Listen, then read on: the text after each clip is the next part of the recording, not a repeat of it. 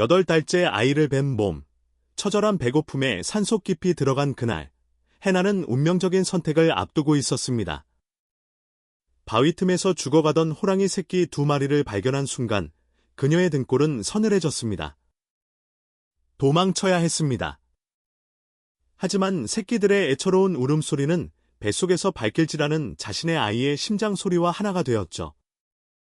이 위험한 동굴에서 인간과 야수의 경계는 무너지고 가장 원초적인 모성애만이 남았습니다. 목숨을 건 이 기묘한 공생의 시작, 한 여인이 야생의 상궁과 나눈 믿기지 않는 우정과 희생의 기록. 당신은 과연 그녀의 선택을 이해할 수 있을까요? 지금부터 펼쳐질 이야기는 잔혹하면서도 아름다운 한국 산속에 숨겨진 전설의 첫 장입니다. 거친 숨소리가 어두컴컴한 바위굴 안을 가득 메우고 있었다. 심장은 당장이라도 늑골을 부수고 튀어나올 듯 맹렬하게 요동쳤고 등줄기에는 식은땀이 비오듯 흘러내려 갈겹저고리를 축축하게 적셨다. 해나는 떨리는 손으로 자신의 부풀어 오른 유방을 움켜쥐고 있었다. 그녀의 품에는 갓 태어난 핏덩이 같은 호랑이 새끼 2마리가 맹목적인 본능으로 파고들며 젖을 찾고 있었다.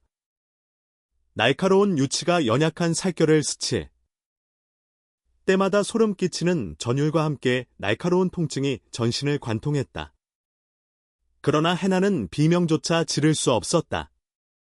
만약 지금 이 순간 어미 호랑이가 사냥에 돌아온다면 자신의 목숨은 커녕 뱃속에 있는 아이까지도 끔찍한 죽음을 맞이할 것이라는 공포가 그녀의 영혼을 짓눌렀기 때문이었다. 하지만 굶주림에 지쳐 낑낑거리는 이 작은 생명들을 외면하기에는 그녀 또한 잉태한 어미로서의 본능이 너무나도 강렬했다. 아가들아, 천천히 먹거라. 내 살이 뜯겨나가도 좋으니 제발 죽지만 말다오. 해나는 입술을 깨물며 고통을 삼켰고 그녀의 젖꼭지에서는 희고 뽀얀 생명의 물줄기가 흘러나와 짐승의 입속으로 빨려 들어갔다.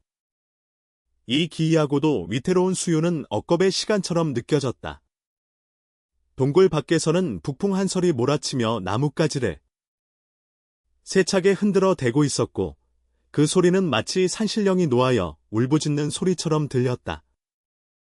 해나의 배는 이미 남산만하여 거동조차 불편한 만삭의 몸이었다. 그녀 자신의 아이가 먹어야 할 귀한 초유를 짐승에게 내어주고 있다는 죄책감과 눈앞에서 꺼져가는 생명을 살려야 한다는 연민이 그녀의 내면에서 치열하게 싸우고 있었다. 호랑이 새끼들은 처음에는 낯선 어미의 냄새에 주춤거렸으나 따뜻한 젖이 입안에 감돌자인해 허겁지겁 젖을 빨기 시작했다. 그들이 젖을 넘기는 꿀꺽꿀꺽하는 소리가 정적을 깨뜨릴 때마다 해나는 묘한 희열과 공포를 동시에 느꼈다. 그것은 인간과 짐승의 경계가 허물어지는 순간이었으며 동시에 가장 원초적인 모성애가 발현되는 순간이기도 했다. 그녀는 거칠고 털이 뻣뻣한 호랑이 새끼의 등을 조심스럽게 쓰다듬으며 뱃속에서 발길질을 해대는 자신의 아이에게 속삭였다. 우리가 덕을 쌓으면 내 아비도 무사히 돌아올 게다. 그러니 너도 조금만 참다오. 시간을 조금 거슬러 올라가 해가 중천에 떠있을 무렵의 일이었다. 해나는 며칠째 입에 풀칠하지 못한 채 산을 헤매고 있었다. 남편은 반년 전 북방의 오랑캐를 막으러 징집되어 떠났고 남겨진 것은 찢어지게 가난한 살림과 빚쟁이들의 독촉뿐이었다. 마을 사람들은 남편 없는 여자라며 수군거렸고 흉년이 들자 재수없는 년이라며 그녀에게 곡식 한 톨 나눠주지 않았다. 결국 해나는 무거운 몸을 이끌고 인적이 드문 깊은 산속까지 들어와야만 했다. 뿔이라도 캐어 허기를 달래려던 그녀의 귀에 희미한 울음소리가 들려온 것은 그때였다. 처음에는 버려진 아이의 울음소리인 줄 알고 소스라치게 놀라 덤불을 헤치고 나아갔으나 그녀가 발견한 것은 바위 틈 깊숙한 곳에 웅크리고 있는 호랑이 새끼들이었다. 범을 잃은 지 좀 되어 사나울은 되어 보이는 녀석들은 뼈가 앙상하게 드러난 채 죽음의 문턱을 넘나들고 있었다. 처음 그들을 마주했을 때 해나는 뒤도 돌아보지 않고 도망쳐야 마땅했다. 산중의 왕인 호랑이의 새끼를 건드린다는 것은 곧 죽음을 자초하는 일이나 다름없었다. 그녀는 공포에 질려 뒷걸음질 쳤으나 귀를 때리는 애처로운 울음소리가 발목을 잡았다. 그것은 단순히 짐승의 포효가 아니라 어미를 찾는 간절한 절규였다. 해나는 자신의 불룩한 배를 어루만졌다. 뱃속의 아이가 마치 저 새끼들을 구하라는 듯 격렬하게 태동했다. 굶어 죽어가는 짐승의 눈빛이 전장에 나가 생사를 알 수 없는 남편의 눈빛과 겹쳐 보였고 홀로 빈방을 지키며 배고픔에 떨던 자신의 처지와 다를 바 없어 보였다. 내 놈들도 나처럼 버려진 것이냐? 이 추운 세상에 어미도 없이 홀로 남겨진 것이냐? 그녀는 주르륵 눈물을 흘리며 발길을 돌렸고 홀린 듯이 험한 바위굴을 기어 올라갔던 것이다. 다시 현재에. 동굴. 호랑이 새끼들은 어느새 배가 찼는지 젖꼭지를 뱉어내고 해나의 품에 파고들어 새근새근 잠이 들었다. 해나는 퉁퉁 부어오른 젖가슴을 추스르며 깊은 한숨을 내쉬었다. 긴장이 풀리자 전신에 힘이 빠져 손가락 하나 까딱할 수 없을 지경이었다. 그러나 이대로 지체할 수는 없었다. 해가 지기 전에 산을 내려가지 않으면 늑대나 다른 맹수들의 표적이 될 것이 뻔했다. 그녀는 잠든 호랑이 새끼들을 조심스럽게 떼어내어 마른 낙엽 위에 눕혔다. 녀석들은 어미의 온기가 사라지자 잠시 꿈틀거렸으나 부른 배 덕분인지 다시 깊은 잠에 빠져들었다. 해나는 멍하니 그들을 바라보다가 자신이 갖고 온 해진 목도리를 풀어 녀석들의 몸 위에 덮어주었다. 내일 또 오마. 부디 살아만 있어라. 그녀는 쫓기듯 동굴을 빠져나왔다. 산을 내려오는 길은 올라갈 때보다 몇 배는 더 험난했다. 다리는 후들거렸고 눈앞이 핑 돌며 현기증이 났다. 젖을 빨린 탓의 기운이 다 빠져나갔기 때문이었다. 해나는 나무 지팡이에 의지해 겨우겨우 발걸음을 옮겼다. 차라리 산짐승에게 잡혀먹히는 편이 나을지도 모른다는 자포자기의 심정이 들 때쯤 저 멀리 산 아래 마을에 불빛이 보이기 시작했다. 그러나 그 불빛은 따스한 안식처가 아니라 또 다른 지옥의 입구처럼 느껴졌다. 마을 어귀에 다다랐을 때 험상 굳은 표정의 살신께 몇 명이 횃불을 들고 서성거리는 모습이 보였다. 그들은 마을의 지주인 윤부자의 하인들이었다. 해나는 본능적으로 몸을 웅크리고 덤불 뒤로 숨었다. 윤부자는 남편이 떠난 후부터 호시탐탐 해나가 경작하던 자그마한 밭대기를 노리고 있었고 최근에는 아예 노골적으로 첩이 되라고 강요하고 있었다. 그년이 분명 이쪽으로 올라갔다고 했는데 해가 지도록 내려오질 않는군. 우두머리 껴긴 하인이 횃불을 휘두르며 투덜거렸다. 혹시 산짐승 밥이 된 건 아닐까? 백날 남산만한 년이 산속을 제 집처럼 드나드니 원 옆에 있던 녀석이 낄낄거리며 맞장구를 쳤다. 죽었으면 차라리 잘된 일이지. 대감마님께서 그 땅을 차지하려고 얼마나 벼르고 계신데 괜히 시체라도 찾아서 장사 지내줄 생각 말고 그냥 내려가세. 그들의 대화는 비수가 되어 해나의 가슴에 꽂혔다. 인간이라는 작자들이 짐승보다 못하다는 사실에 치가 떨렸다. 해나는 입을 틀어막고 숨죽여 울었다.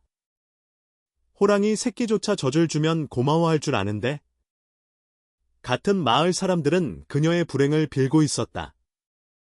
그녀는 그들이 사라질 때까지 꼼짝도 하지 않고 기다렸다. 차가운 밤이슬이 그녀의 어깨를 적셨고 뱃속의 아이가 불안한 듯 꿈틀거렸다. 그날 밤 해나는 낡은 초가집 부엌 아궁이 앞에 앉아 식어 빠진 보리밥 덩어리를 씹으며 다짐했다. 세상이 나를 버리고 사람들이 나를 짓밟아라도 나는 살아서 이 아이를 낳을 것이라고. 그리고 산속에 남겨두고 온 저 가엾은 생명들도 끝까지 지켜낼 것이라고. 그녀의 젖가슴은 짐승이 핥고 간 상처로 쓰라렸지만 이상하게도 마음 한 구석에는 뜨거운 불덩이가 자리 잡은 듯 든든했다. 그것은 아마도 자신이 누군가에게 필요한 존재가 되었다는, 생명을 살려냈다는 자부심 때문이었으리라. 해나는 부엌 구석에 놓인 낡은 항아리를 열어보았다. 남편이 떠나기 전 숨겨두었던 꿀 한 단지가 보였다. 그녀는 내일 산에 갈 때 꿀물을 타서 가져가기로 마음먹었다. 젖이 잘 나오려면 자신부터 잘 먹어야 했다. 하지만 운명은 그녀에게 평온한 밤을 허락하지 않았다. 새벽녘 설핏잠이 들었던 해나는 밖에서 들려오는 요란한 꽹과리 소리에 눈을 떴다. 마을 사람들이 웅성거리는 소리와 함께 누군가가 대문을 걷어차는 소리가 들렸다. 이보게, 해나의 잣네, 거기 있는가? 이장의 다급한 목소리였다. 해나가 놀란 가슴을 쓸어내리며 방문을 열고 나가자 횃불을 든 마을 사람들이 마당을 가득 메우고 있었다. 그들의 눈빛에는 공포와 적개심이 서려 있었다. 이장이 떨리는 손으로 뒷산을 가리키며 외쳤다. 어젯밤 김진선의 외양간이 털렸네? 소 한 마리가 감쪽같이 사라지고 핏자국만 남았어. 상군이 내려온 게야. 상군. 그것은 호랑이를 뜻했다. 사람들은 수군거리며 해나를 힐끔거렸다. 어제 산에 올라갔다 온 유일한 사람이 바로 그녀였기 때문이었다. 자네 혹시 산에서 뭐 본 것 없는가? 어제 산에 들어갔다지 않았나? 사람들의 의심 가득한 눈초리가 해나를 향해 쏟아졌다. 그녀의 심장이 다시금 쿵하고 내려앉았다. 그녀가 살려낸 새끼들의 어미가 드디어 돌아온 것일까? 횃불의 붉은 혀가 어둠을 할 듯 해나의 창백한 얼굴을 비추었다. 마을 사람들의 시선은 마치 날카로운 화살촉처럼 그녀의 전신을 겨누고 있었다. 이장의 추궁의 해나는 마른 침을 삼켰다. 목구멍이 타 들어가는 듯한 갈증과 함께 젖에서는 찌릿한 통증이 느껴졌다. 젖이 차올라 팽팽해진 유방이 옥기돼 스칠 때마다 비명을 지르고 싶은 심정이었다. 저는 아무것도 보지 못했습니다. 그저 뿌리를 캐러 험한 곳까지 들어갔을 뿐 범의 그림자조차 밟지 않았습니다. 해나의 목소리는 가늘게 떨렸다. 그러나 그녀의 부인 넘기는 흉흉한 분위기를 잠재우기에 역부족이었다. 군중 뒤편에서 비단 두루마기를 걸친 윤부자가 거만하게 걸어나왔다. 그의 눈은 탐욕과 간계로 번들거리고 있었다. 그는 코를 툴툴거리며 해나에게 다가와 짐짓 놀란 척 소리쳤다. 이 무슨 괴이한 냄새란 말인가? 자네들 맡아보게. 이 계집에게서 비릿한 피냄새와 짐승의 누린내가 진동을 하지 않는가? 윤부자의 말 한마디에 사람들은 기겁하며 뒤로 물러섰다.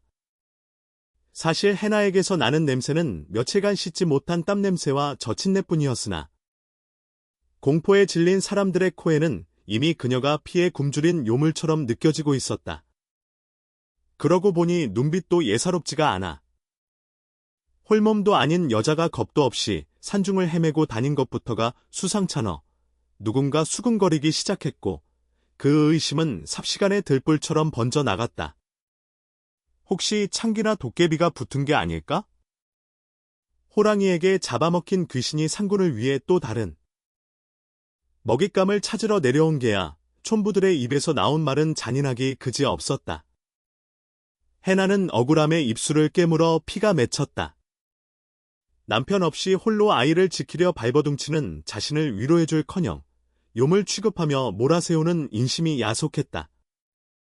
윤부자는 회심의 미소를 지으며 옆구리를 박았다. 이런 불길한 것을 마을에 두었다간 더 큰 화를 입을지 모르네? 당장이라도 쫓아내야 마땅하나 내 자비심을 베풀어 며칠 말미를 주지. 그 안에 자네 발로 떠나게. 물론 자네가 가진 그 밭대기는 마을의 평안을 깬 죄값으로 내놓고 말이야. 사람들이 흩어지고 난 뒤 해나는 차가운 방바닥에 주저앉아 하염없이 눈물을 흘렸다. 뱃속의 아이가 불안한 듯 세차게 발길질을 해댔다. 그러나 슬퍼할 겨를조차 없었다. 창밖에 해가 밝아오고 있었다. 산속 동굴에 두고 온 어린 것들이 눈에 밟혀 견딜 수가 없었다. 어미 잃은 새끼들이 굶주림과 추위에 떨고 있을 것을 생각하니 가슴이 찢어지는 듯했다. 게다가 젖은 퉁퉁 불어 돌덩이처럼 딱딱해져 있었고 전신으로 인해 온몸이 불덩이처럼 달아올랐다. 이 젖을 짜내지 않으면 자신도 병이 날 지경이었다. 해나는 주위를 살피며 보따리를 꾸렸다.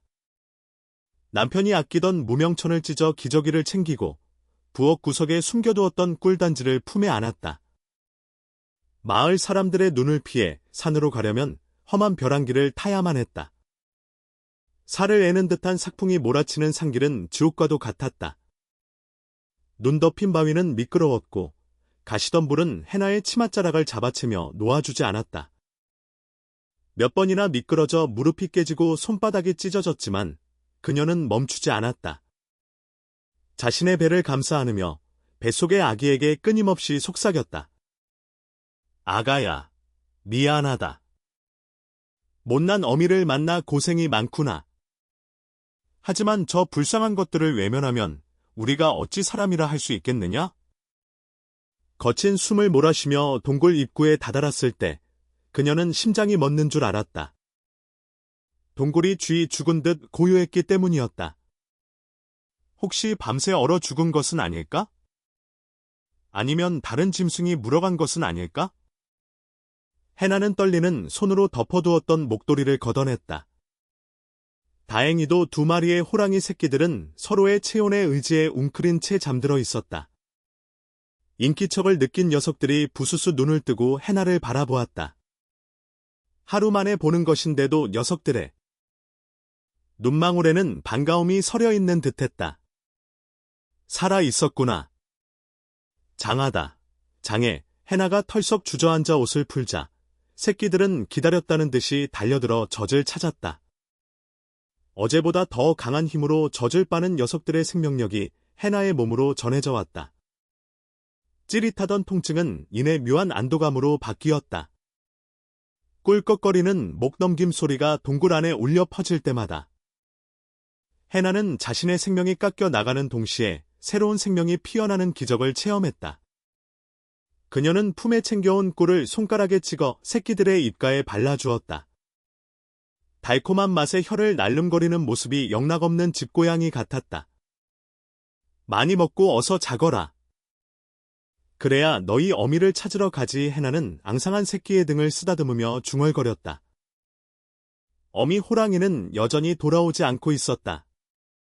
산 아래 마을에서 소가 잡혀갔다는 소문이 돌았지만 해나의 직감으로는 그것이 이 새끼들의 어미 짓이 아닌 것 같았다.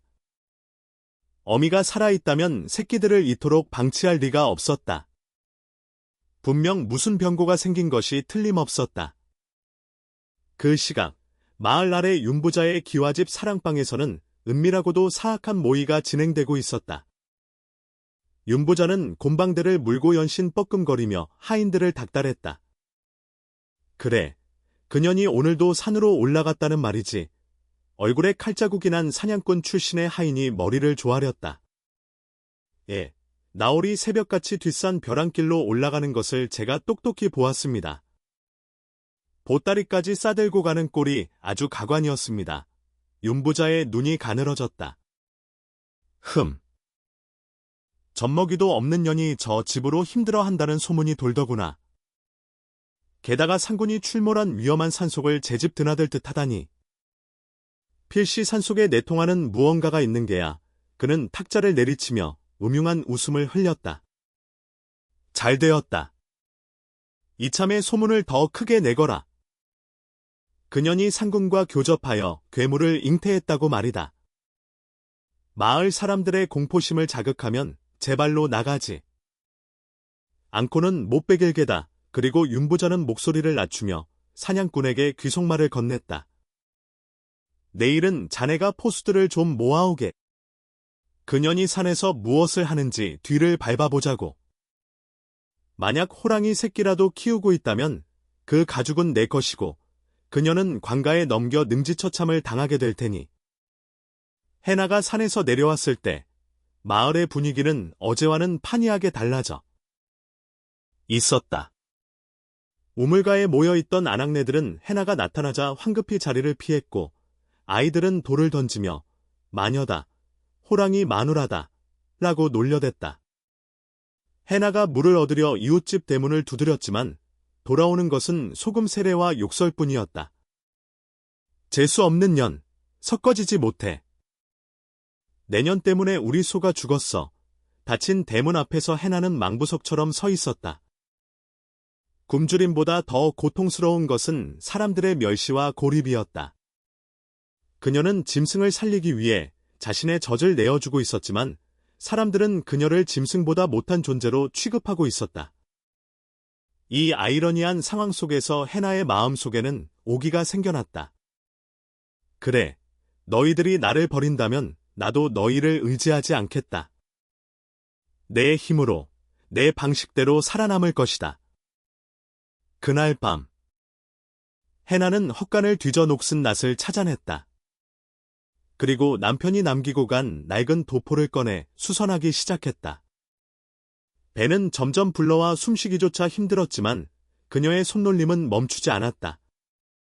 산속의 새끼들은 하루가 다르게 자라고 있었다. 이제는 젖만으로는 부족할 터였다. 해나는 내일 산에 갈 때 토끼라도 한 마리 잡아야겠다고 생각했다. 살생을 싫어하는 그녀였지만 살리기 위해서는 죽여야 하는 것이 자연의 섭리임을 깨달아가고 있었다. 4월이 지나고 5월이 지났다. 해나는 마치 그림자처럼 마을과 산을 오갔다. 그녀의 몸은 눈에 띄게 야위어갔다. 뺨은 움푹 패고 눈밑은 검게 졌지만 눈동자만은 형형하게 빛났다. 호랑이 새끼들은 이제 제법 살이 올라 털의 윤기가 흐르기 시작했다. 녀석들은 해나의 발소리만 들려도 동굴 입구까지 마중을 나왔고 그녀의 치맛자락을 물고 장난을 치기도 했다. 해나에게 그들은 더 이상 맹수가 아니었다. 세상 끝까지 그녀를 믿고 따르는 유일한 가족이었다. 어느 날 오후 녀석들에게 젖을 물리고 멍하니 동굴 밖을 바라보던 해나의 눈에 기이한 광경이 들어왔다. 눈 덮인 건너편 능선에서 거대한 그림자가 비틀거리며 움직이고 있었다. 바람을 타고 비릿한 피냄새와 함께 짐승의 거친 숨소리가 희미하게 들려왔다. 새끼들이 젖을 빨다 말고 고개를 번쩍 들었다. 녀석들의 코가 벌렁거리더니 구슬픈 소리로 울기 시작했다. 그것은 어미였다. 하지만 위풍당당한 상군의 모습이 아니었다. 한쪽 다리는 덫에 걸려 너덜거렸고 옆구리에는 창에 찔린 듯한 깊은 상처가 입을 벌리고 있었다. 붉은 선혈이 하얀 눈 위에 뚝뚝 떨어지며 끔찍한 궤적을 그리고 있었다. 어미 호랑이는 동굴을 향해 필사적으로 기어오고 있었다. 죽음을 앞둔 짐승의 마지막 귀소 본능이었다. 해나는 공포심도 잊은 채 자리에서 벌떡 일어났다. 새끼들이 어미를 향해 달려나가려 하자 해나는 본능적으로 녀석들을 막아섰다. 지금 저 상태의 어미는 제정신이 아닐 수도 있었다. 부상당한 맹수는 그 무엇보다 위험했다. 그러나 어미 호랑이의 눈과 마주친 순간 해나는 얼어붙고 말았다. 그 황금색 눈동자에는 살기가 아닌 깊은 슬픔과 간절한 애원이 담겨 있었다. 그리고 그 눈은 정확하게 해나에 부풀어 오른 젖과 그 뒤에 숨은 새끼들을 번갈아 보이고 있었다. 인간과 짐승, 사냥꾼과 사냥감이 아닌 생명을 잉태하고 기르는 두 어미의 시선이 허공에서 얽히는 순간이었다. 그때였다. 산 아래쪽에서 요란한 꽹과리 소리와 함께 개 짖는 소리가 들려오기 시작했다. 윤보자가 보낸 사냥꾼들이 피냄새를 맡고 몰려오고 있었다. 거대한 상군은 동굴 입구에 쓰러지듯 몸을 눕혔다. 그 육중한 무게에 땅이 울리고 동굴 천장에서 흙먼지가 푸석하게 쏟아져 내렸다. 해나는 숨조차 제대로 쉴 수 없었다. 눈앞에 있는 것은 단순한 짐승이 아니라 이 산을 지배하는 영물이자 사람을 찢어 죽일 수 있는 맹수였다. 그러나 지금 그 맹수의 몰골은 처참하기 그지 없었다. 덫에 걸려 너덜거리는 다리뼈가 하얀 눈 속에서 흉측하게 드러나 있었고 옆구리의 창상은 숨을 쉴 때마다 붉은 거품을 토해내고 있었다. 비릿한 내가 동굴 안에 진동했다. 어미 호랑이는 가쁜 숨을 몰아쉬며 황금빛 눈동자로 해나를 응시했다. 그 눈빛에는 적에 대신 깊은 안도감과 제 새끼를 살려준 이에 대한 기암 감사가 서려 있었다. 녀석은 고통스러운 신음과 함께 몸을 끌어 새끼들에게 다가갔다. 어미의 냄새를 맡은 새끼들이 끼잉끼잉거리며 어미의 품으로 파고들었다. 어미 호랑이는 거친 혀로 새끼들의 입을 핥았다. 그곳에 묻어있는 하얀 젖자국. 그것은 바로 해나가 나누어 준 생명의 흔적이었다. 그때였다. 산 아래쪽에서 들려오던 사냥개들의 짖는 소리가 더욱 가까워졌다. 이쪽이다. 핏자국이 바위 틈으로 이어졌어 사냥꾼들의 고함 소리가 바람을 타고 들려왔다. 해나의 등골이 서늘해졌다. 이대로라면 꼼짝없이 들키고 말 터였다. 부상당한 어미 호랑이는 싸울 힘이 없었고 자신 또한 만삭의 몸으로 도망칠 수 없었다. 절체절명의 순간 하늘이 그들의 운명을 가엾게 여긴 것일까? 갑자기 사방이 어두워지더니 마른 하늘에서 내성병력이 쳤다. 우르릉 산이 떠나갈 듯한 괴음과 함께 먹구름이 순식간에 삼봉우리를 뒤덮었다. 그리고 거짓말처럼 폭설이 쏟아지기 시작했다. 그것은 평범한 눈이 아니었다. 한 치 앞도 분간할 수 없을 만큼 맹렬하게 휘몰아치는 눈보라. 바로 대설대풍이었다. 바람은 짐승의 울음소리처럼 윙윙거리며 사냥꾼들의 횃불을 꺼뜨렸고 갓 잡힌 핏자국과 발자국을 하얀 눈으로 순식간에 지워버렸다. 젠장! 갑자기 날씨가 왜 이래? 동굴 저 밑에서 당황한 사냥꾼들의 목소리가 들려왔다.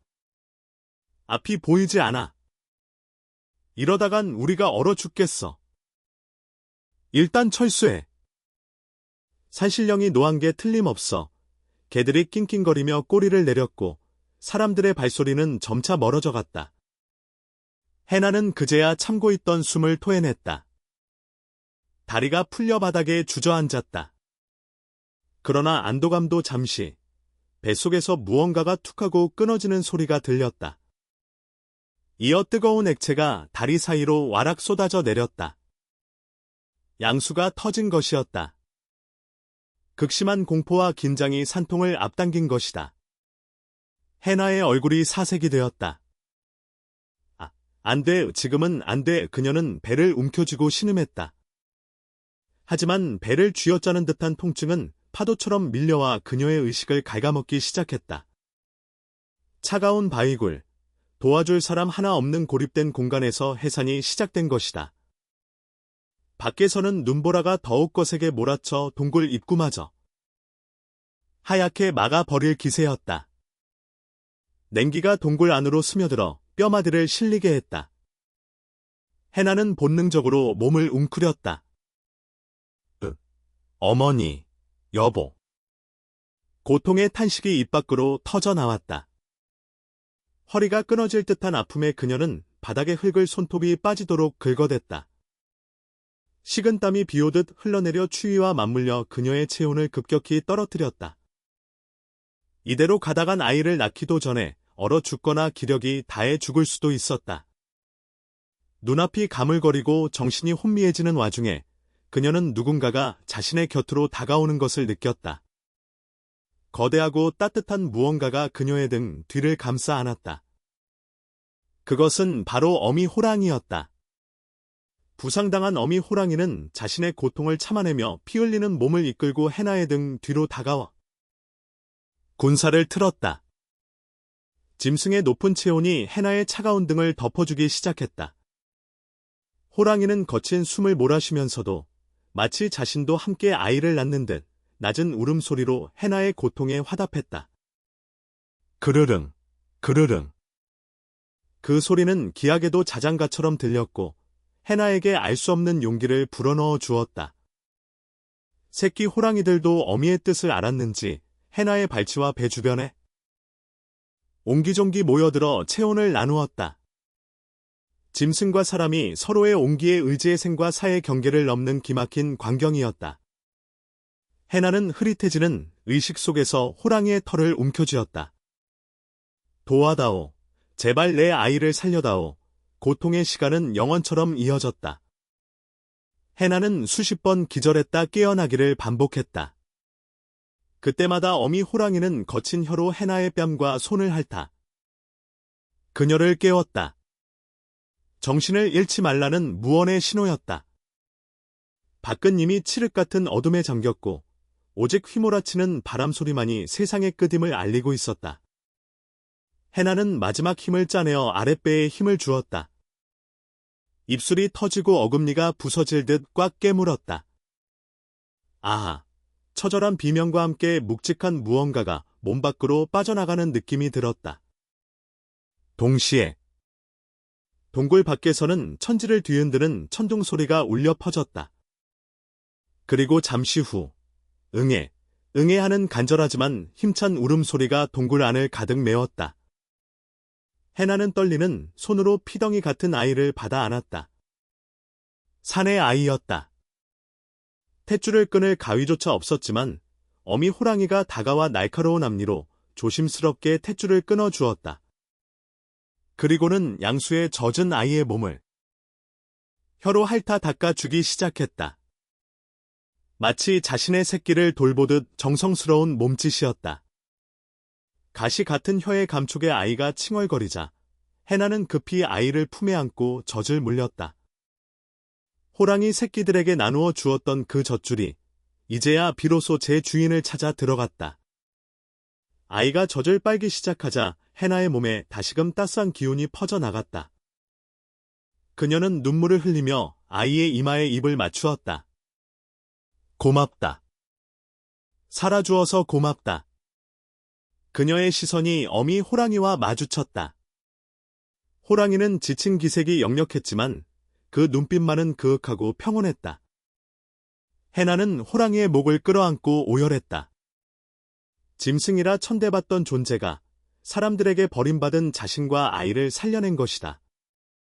밤새 눈보라는 멈추지 않았지만 동굴 안은 훈훈했다.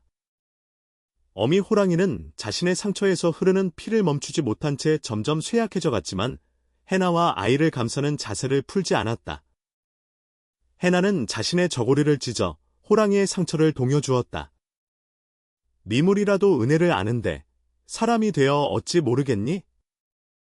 네가 내 생명의 은인이다. 해나의 손길에 호랑이는 나지막이 그르릉 소리를 내며 눈을 감았다. 해나의 품에는 갓 태어난 아기가, 그 곁에는 호랑이 새끼 2마리가, 그리고 그들을 감싸는 어미 호랑이가 한 덩어리가 되어 잠이 들었다. 세상의 법도와 상식을 뛰어넘은 기묘하고도 성스러운 가족의 탄생이었다. 다음 날 아침, 눈보라가 잦아들고 동굴 밖으로 눈부신 햇살이 들이쳤다. 온 세상이 하얗게 뒤덮인 설국이었다. 해나는 부스스 눈을 떴다. 품속의 아이는 곤히 잠들어 있었고 호랑이 새끼들도 해나의 치맛자락을 베고 자고 있었다. 하지만 어미 호랑이의 상태가 심상치 않았다. 밤새 너무 많은 피를 흘린 탓인지 호랑이의 몸은 싸늘하게 식어가고 있었다. 숨소리는 거칠고 불규칙했다. 해나는 가슴이 철렁 내려앉았다. 일어나거라. 어서 일어나거라. 내 새끼들을 두고 이리 가면 어찌한단 말이냐? 해나가 호랑이의 머리를 흔들며 울부짖었다. 어미 호랑이는 힘겹게 눈꺼풀을 들어올려 해나를 바라보았다. 그리고는 마지막 힘을 다해 고개를 들어 자신의 새끼들을 한 번, 그리고 해나의 품에 안긴 아기를 한 번 바라보았다. 그 눈빛은 마치 유언과도 같았다. 내 새끼들을 부탁한다. 그리고 너의 아이도 강건하게 키우거라.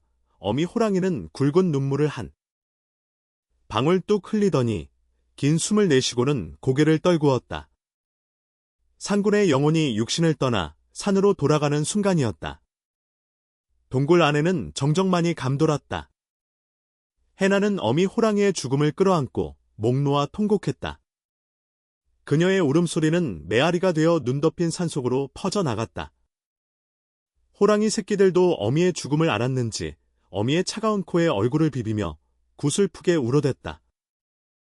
해나는 눈물을 닦으며 맹세했다. 내가 살려준 목숨 헛되이 하지 않으마. 내 새끼들도 내 자식처럼 거두어 반드시 살려내마. 해나는 며칠 동안 동굴 밖으로 나가지 않았다. 가져온 식량은 바닥에 놨지만 그녀는 호랑이의 죽음 앞에서 떠날 수 없었다. 그녀는 동굴 깊숙한 곳, 들지 않는 서늘한 곳에 돌을 쌓아 어미 호랑이의 무덤을 만들어 주었다. 그리고 자신의 머리카락을 조금 잘라 함께 묻어 주었다. 다음 생에는 부디 사람으로 태어나와 자매의 연을 맺었구나. 장례를 치른 후 해나는 결단을 내려야 했다. 이제 젖먹이 셋을 데리고 산을 내려가야 했다. 마을로 돌아갈 수는 없었다. 윤보자와 마을 사람들이 눈에 불을 켜고 자신을 찾고 있을 것이 뻔했다.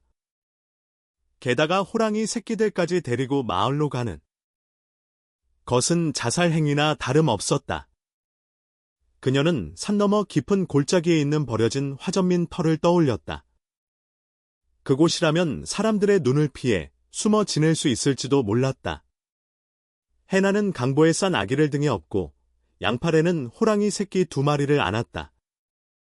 갓 출산한 몸이라 뼈마디가 쑤시고 다리가 후들거렸지만 그녀의 눈빛은 그 어느 때보다 강인했다.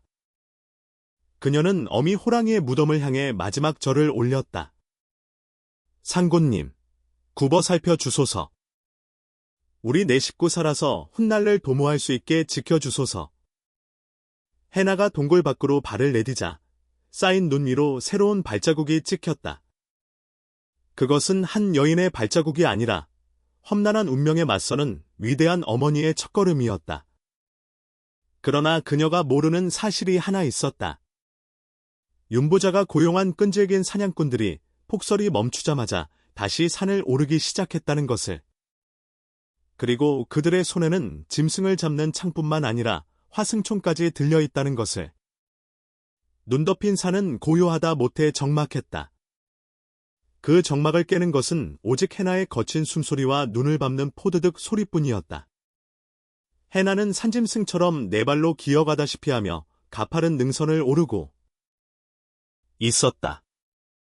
등에는 갓 태어난 피덩이 아들을 업고 품에는 2마리의 호랑이 새끼를 안은 채였다. 뼈마디가 부서지는 듯한 고통이 전신을 휘감았지만 멈출 수는 없었다.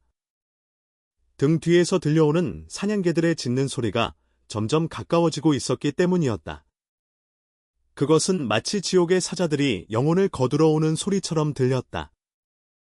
해나가 찾아든 곳은 산중턱에 위태롭게 매달린 버려진 화전민의 오두막이었다. 지붕은 반쯤 무너져 하늘이 뻥 뚫려 있었고 흙벽은 허물어져 바람이 숭숭 들어왔지만 지금 당장 몸을 숨길 수 있는 유일한 곳이었다. 해나는 썩은 나무 문짝을 밀어닫고 구석에 쌓인 지푸라기 위로 쓰러지듯 몸을 눕혔다. 아가들아, 조금만 참거라.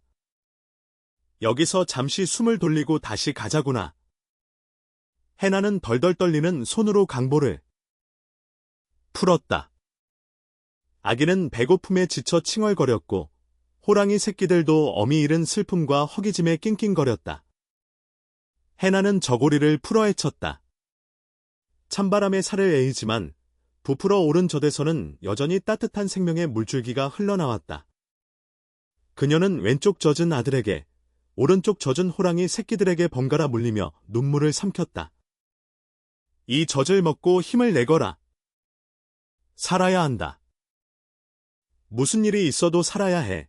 새 생명들은 어미의 품에 파고들어 필사적으로 젖을 빨았다. 그 평화롭고도 애처로운 광경은 오래가지 못했다. 밖에서 우르르하는 발소리와 함께 거친 고함이 터져 나왔다. 2년, 쥐새끼처럼 잘도 숨어들었구나. 황석은 문짝이 박살나며 윤보자와 사냥꾼들이 들이닥쳤다. 그들의 손에는 시퍼런 창과 둔탁한 화승총이 들려 있었다. 좁은 오두막은 순식간에 살기로 가득 찼다. 윤보자는 해나의 품에 안긴 호랑이 새끼들을 보자마자 눈을 휘번득거렸다. 이럴 줄 알았다. 호랑이 새끼를 품고 있다니. 인연이 정령 사람이더냐. 상궁과 노른 요물이 맞았구나. 윤보자는 승리감에 도취되어 낄낄거렸다. 마을 사람들을 선동할 완벽한 증거를 잡은 셈이었다. 여봐라. 당장 저 요망한 것들을 끌어내라. 호랑이 새끼는 가죽을 벗기고 인형과 자식은 마을로 끌고 가서 화형에 처할 것이다. 사냥꾼들이 킥킥거리며 다가오자 해나는 낯을 움켜쥐고 벌떡 일어섰다. 갓 출산한 여인의 몸이라고는 믿기지 않을 만큼 서슬런 기세였다. 오지 마라. 한 발자국만 더 다가오면 내 목숨을 걸고 너희 놈들의 숨통을 끊어 놓겠다. 해나의 눈에서는 푸른 불꽃이 일었다. 그녀는 더 이상 겁에 질린 시골 안악이 아니었다. 새 아이를 지키려는 위대한 어미이자 불의에 맞서는 투사였다. 흉터난 사냥꾼이 비웃으며 화승총의 총구를 해나의 이마에 겨누었다. 인연이 미쳐도 단단히 미쳤구나. 이 낫이라는 자루로 총을 이길 수 있을 것 같으냐? 순순히 새끼들을 내놓으면 목숨만은 살려주마. 검은 총구 안쪽에서 풍겨오는 맵게한 화약 냄새가 죽음의 향기처럼 코끝을 찔렀다. 그러나 해나는 물러서지 않았다. 그녀는 등 뒤의 아기와 품속의 호랑이 새끼들을 자신의 몸으로 가리며 외쳤다. 짐승만도 못한 놈들. 말 못하는 미물도 제 새끼 귀한 줄 알고 은혜를 아는데 너희는 어찌 사람 탈을 쓰고 천륜을 거스르려 하느냐? 하늘이 두렵지 않으냐? 닥쳐라. 이 요물. 윤보자가 소리쳤다. 쏴라. 당장 쏴버려. 사냥꾼의 손가락이 방아쇠에 걸렸다. 철컥하는 소리가 해나의 심장을 멈추게 했다. 그녀는 질끈 눈을 감았다. 미안하다, 아가야. 미안하다. 그 찰나의 순간이었다. 천지를 뒤흔드는 굉음이 오두막을 강타했다. 그것은 천둥 소리보다 컸고 지옥의 밑바닥에서 울려 퍼지는 듯한 분노의 포효였다. 동시에 오두막의 썩은 벽면이 종이장처럼 뜯겨나가며 거대한 검은 그림자가 안으로 들이닥쳤다.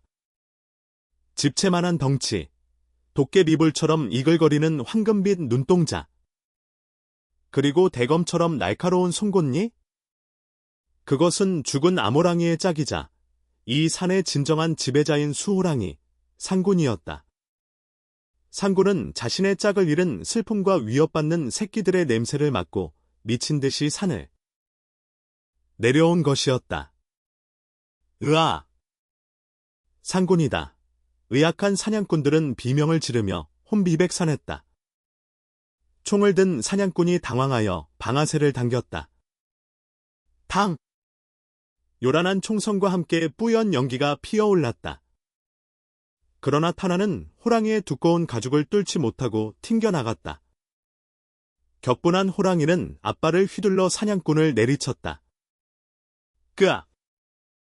찢어지는 파열음과 함께 사냥꾼의 몸이 허수아비처럼 나라가 벽에 처박혔다. 오두막은 순식간에 아수라장이 되었다. 피비린내가 진동하고 사람들의 비명과 호랑이의 포효가 뒤섞여 고막을 찢을 듯했다.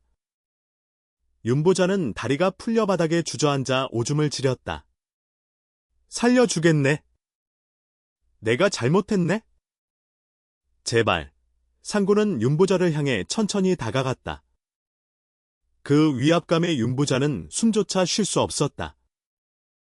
호랑이의 입에서 뜨거운 김과 함께 역한 피냄새가 뿜어져 나왔다. 녀석은 윤보자의 목을 물어뜯는 대신 거대한 앞발로 그의 다리를 짓이겨 버렸다. 아! 윤보자의 단말마가 산을 울렸다. 그것은 죽음보다 더한 고통이자 평생 걷지 못하게 만들어 죄를 뉘우치게 하려는 짐승의 형벌이었다. 나머지 하인들은 무기를 버리고 거듭 날 살려라 도망쳤다. 상군은 그들을 쫓지 않았다. 대신 거친 숨을 몰아쉬며 피 묻은 주둥이를 돌려 해나를 바라보았다. 해나는 공포에 질려 덜덜 떨면서도 호랑이 새끼들을 꼭 껴안고 있었다. 거대한 수컷 호랑이가 그녀의 코앞까지 다가왔다. 해나는 이제 죽었구나 생각하며 눈을 질끈 감았다. 그러나 예상했던 날카로운 이빨 대신 거칠고 따뜻한 혀가 그녀의 뺨을 핥았다. 녀석은 고개를 숙이며 해나의 품에 있는 새끼들의 냄새를 확인했다. 그리고 해나의 등 뒤에 엎인 인간 아기의 냄새도 맡았다. 그곳에는 자신의 짝인 아모랑이의 냄새와 전 냄새가 배어 있었다. 상구는 알 수 있었다. 눈앞에 이 작고 나약한 인간이 자신의 혈육을 지켜준 은인이라는 것을. 상구는 낮은 소리로 그르릉거리며 해나의 머리에 자신의 거대한 머리를 비볐다. 그것은 맹수의 인사가 아니라 가족을 지켜준 이에 대한 깊은 감사와 경의의 표시였다. 해나는 조심스럽게 눈을 떴다. 눈앞에는 금빛 털이 찬란한 산신령 같은 존재가 자신을 내려다보고 있었다. 긴장이 풀리자 왈칵 눈물이 쏟아졌다. 고맙습니다. 정말 고맙습니다. 해나는 호랑이의 목을 끌어안고 울었다. 호랑이 새끼들도 아비의 품으로 파고들며 낑낑거렸다. 상구는 앞발로 새끼들을 끌어당겨 품었다. 오두막 밖에는 다시 눈이 내리기 시작했다. 하얀 눈은 오두막 안에 붉은 빗자국을 덮어주었고 세상의 더러운 욕망과 죄악을 씻어내고 있었다. 윤보자는 기절한 채 구석에 처박혀 있었고 죽은 사냥꾼의 시체는 차갑게 식어가고 있었다. 상구는 해나를 향해 고개를 까딱해 보였다. 따라오라는 신호였다. 이곳은 이제 피냄새 때문에 안전하지 않았다. 해나는 주섬주섬 짐을 챙겨 일어섰다. 다리에 힘이 하나도 없었지만 이상하게도 마음만은 든든했다. 천군만마를 얻은 듯했다. 그녀가 밖으로 나오자 상구는 앞장서서 눈길을 걸어갔다. 그의 거대한 발자국 뒤로 해나의 작은 발자국이 이어졌다. 그 기이한 행렬은 마을 반대편, 사람들의 발길이 닿지 않는 깊고 깊은 산속, 전설 속의 호랑이 골짜기를 향해 나아가고 있었다. 산속 깊은 곳으로 이동하는 동안 해나는 몇 번이고 쓰러질 뻔했다. 그때마다 상구는 걸음을 멈추고 그녀가 일어날 때까지 기다려 주었다. 때로는 엎드리며 등에 타라는 심부름을 하기도 했지만 해나는 감히 상군이 등에 오를 수 없어 고개를 저었다. 괜찮습니다. 제 발로 가겠습니다. 이 아이들을 위해서라면 지옥 불길이라도 걸을 수 있습니다. 해나의 강인한 모성의 상군도 감복한 듯했다. 밤이 깊어 그들은 깎아지른 절벽 아래 숨겨진 천연 요새와도 같은 동굴에 도착했다. 그곳은 바람을 막아주고 맑은 샘물이 솟아나는 명당이었다. 동굴 안에는 마른 풀이 두툼하게 깔려 있었고 상군이 미리 저장해둔 것인지 산삼과 귀한 약초들이 구석에 쌓여 있었다. 해나는 깜짝 놀랐다. 이 귀한 것을. 상군은 앞발로 산삼 한 뿌리를 밀어 해나 앞으로 가져왔다. 출산 후 기력이 쉬한 그녀를 위한 선물이었다. 해나는 눈물을 글썽이며 산삼을 씹어 삼켰다. 쌉싸름한 즙이 목을 타고 넘어가자 온몸에 뜨거운 기운이 퍼지며 기력이 솟아나는 듯했다. 그녀는 다시 젖을 돌게 하여 아이와 호랑이 새끼들에게 먹였다. 상구는 동굴 입구에 엎드려 밖을 감시했다. 든든한 파수꾼이자 가장 강력한 보호자였다. 그날 밤, 해나는 기이한 꿈을 꾸었다. 꿈속에서 죽은 아모랑이가 나타나 사람의 말로 그녀에게 속삭였다.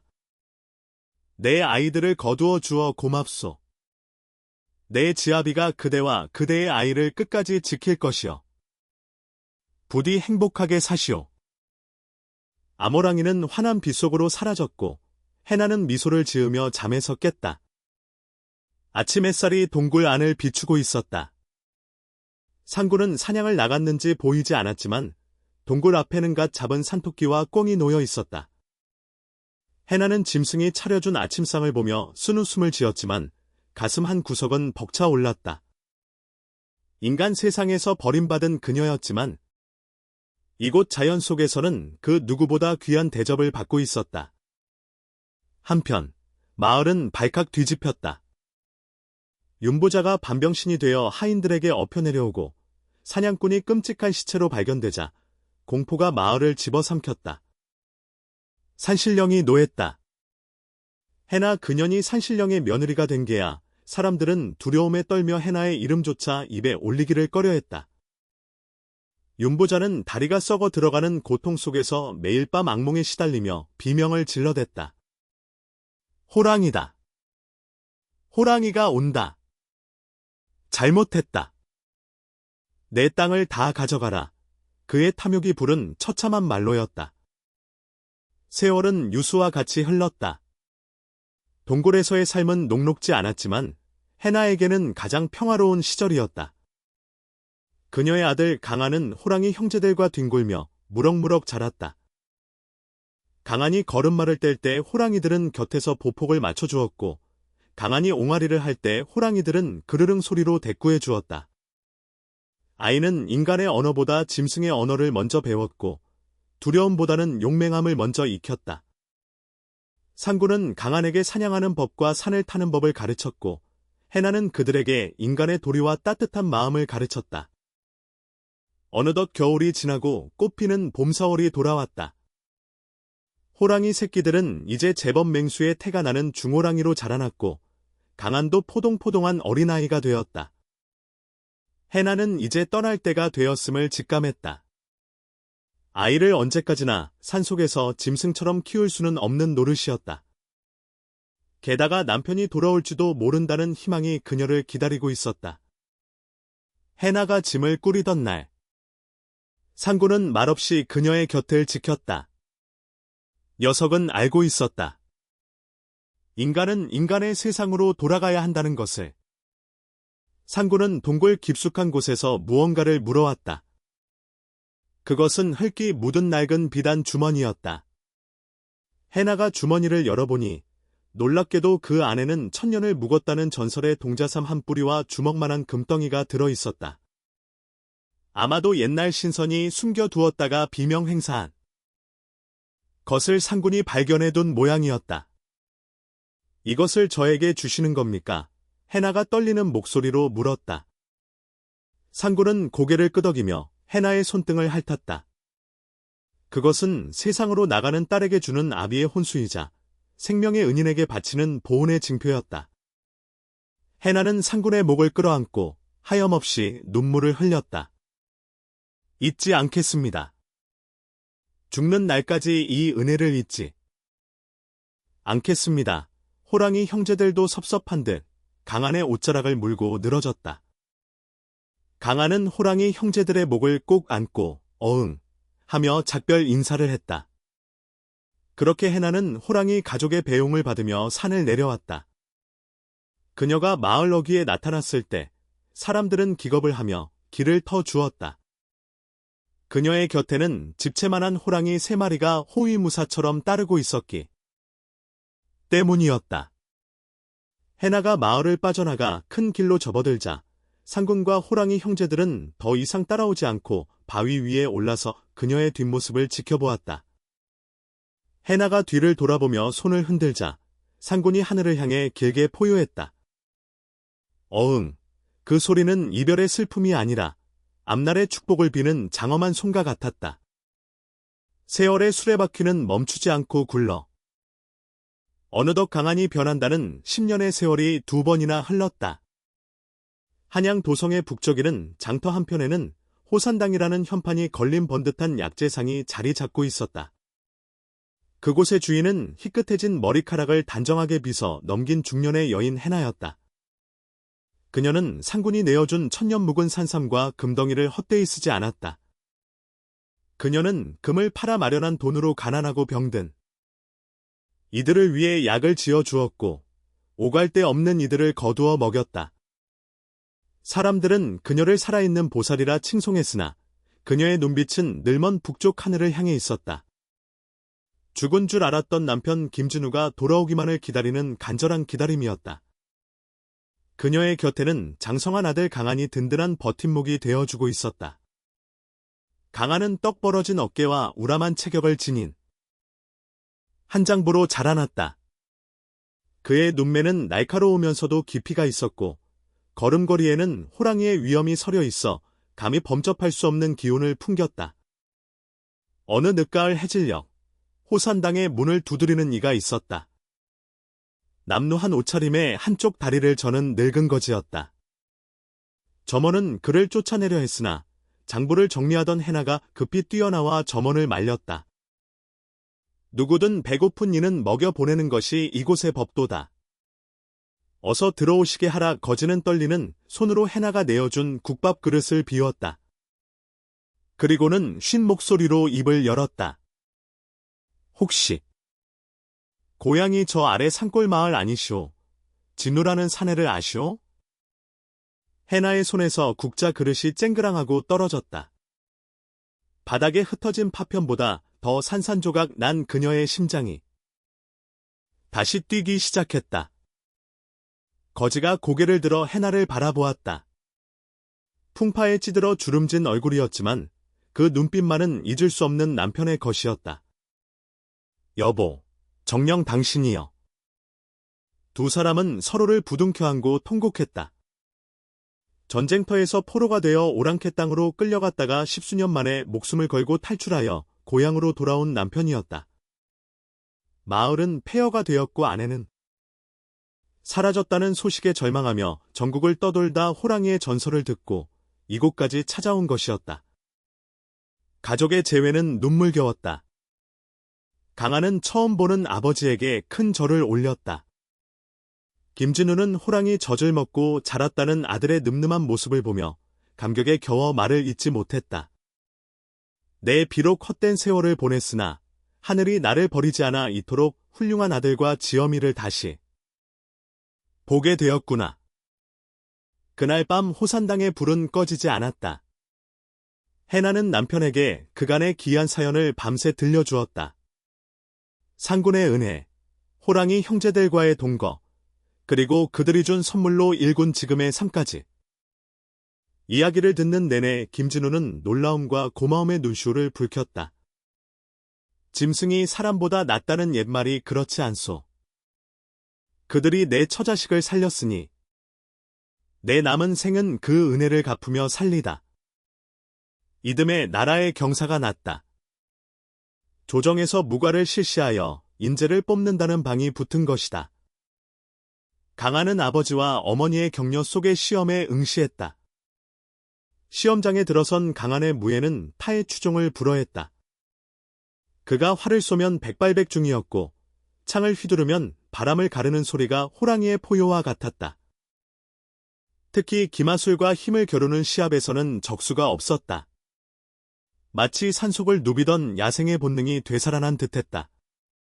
심사관들은 입을 다물지 못했다. 저자는 사람이 아니라 상군이 환생한 것 같구나. 마침내 합격자 발표가 있던 날, 임금은 강한을 장원으로 호명했다. 어사모와 유해를 머리에 쓰고 금위환영하는 강한의 행렬 앞에는 수많은 인파가 몰려들어 환호했다. 해나와 김진우는 덩실덩실 춤을 추며 아들을 맞이했다. 가난과 멸시 속에 쫓겨나듯 고향을 떠났던 그들이 세상의 중심에 우뚝 선 순간이었다. 강한은 북방의 국경을 지키는 장수가 되어 수많은 공을 세웠다. 오랑캐들은 호랑이 장군이라는 깃발만 봐도 혼비백산하여 도망쳤다. 강한이 전장에 나갈 때면 언제나 산짐승들이 그의 길을 안내했고 위급한 순간에는 어디선가 호랑이 떼가 나타나 적군을 교란시켰다는 소문이 돌았다. 사람들은 그것이 산신령의 가호라 믿었다. 강한은 높은 벼슬에 올랐음에도 겸손함을 잃지 않았고 백성들을 긍휼히 여겨 선정을 베풀었다. 그의 청렴함과 용맹함은 조정의 귀감이 되었고 해나의 가문은 명문가로서의 기틀을 다지게 되었다. 세월이 흘러 해나의 머리에 하얀 서리가 내려앉았을 무렵 그녀는 아들에게 한 가지 부탁을 했다. 내 죽기 전에 꼭 한번 가보고 싶은 곳이 있다. 그곳에 가서 갚지 못한 인사를 올려야겠다. 강한은 어머니의 뜻을 알아차리고 고개를 끄덕였다. 며칠 후 화려한 가마 대신 소박한 행장을 꾸린 해나와 김진우, 그리고 강한은 옛 고향 뒷산으로 향했다. 윤보자가 살던 마을은 흉가가 되어 잡초만 무성했고 악인들의 흔적은 세월 속에 묻혀 사라진 지 오래였다. 그러나 산으로 오르는 길은 여전히 험준하고도 익숙했다. 강아는 늙으신 부모님을 부축하며 기억 속의 길을 더듬어 올라갔다. 마침내 그들이 도착한 곳은 그 옛날 눈보라 치던 밤 새 생명이 태어났던 그 바위굴 앞이었다. 동굴 입구는 개골로 뒤덮여 있었지만 그 안에서 풍겨나오는 서늘한 기운은 여전했다. 해나는 준비해 온 제사상을 차렸다. 멧돼지 고기와 맑은 술, 그리고 자신이 직접 만든 시루떡을 올렸다. 향을 피우자 푸르스름한 연기가 하늘로 피어올랐다. 상구님, 그리고 내 아우들아, 잘 지내고 있는지요? 은혜 입은 해나가 이제야 찾아왔습니다. 제 아들이 이리 훌륭하게 자라 나라의 기둥이 되었습니다. 모두 당신들의 덕분입니다.